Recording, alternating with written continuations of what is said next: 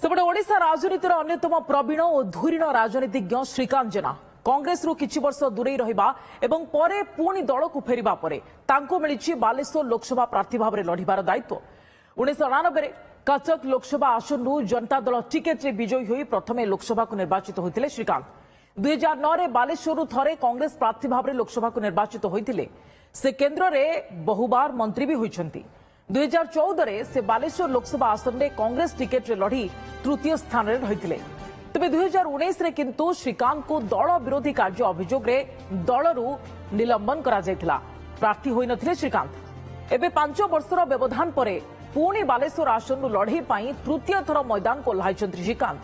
तांको आगरे जड़े पूर्वतन केंद्रमंत्री प्रताप षडंगी और बीजेडी लेखाश्री सामंत सिंघार को भली प्रार्थी हेले दलीय भोट और निजर सामर्थ्य तथा 2009 बेलर सफलता को आधार करी निर्वाचन लढ़िबा को जाउछंती श्रीकांत जेना।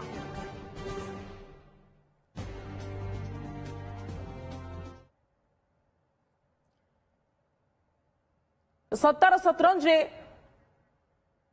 आमे देखिबा जे कांग्रेस प्रार्थी श्रीकांत जेना कौन प्रतिक्रिया रखिछंती। कौन स्ट्रैटेजी किछि ना स्ट्रैटेजी लोक यदि भोट लड़िबे लोक यदि खुशी अछंती मोदी सरकार रे एवं नवीन सरकार रे लोक तांको भोट देबे। यदि लोक खुशी नांती आम काम को लोक देखिबे ताले हमको भोट देबे। मूल कथा होछि लोके कलम खंडे देइथिले मु एमपी हेतिले मते गोटे कलम देले भोट माध्यम रे जदि तापर 14 रे आउ जन को कलम देले तापर 19 रे आउ जन को कलम देले से कलम केमती व्यवहार किए करछि ता ऊपर समीक्षा हबो।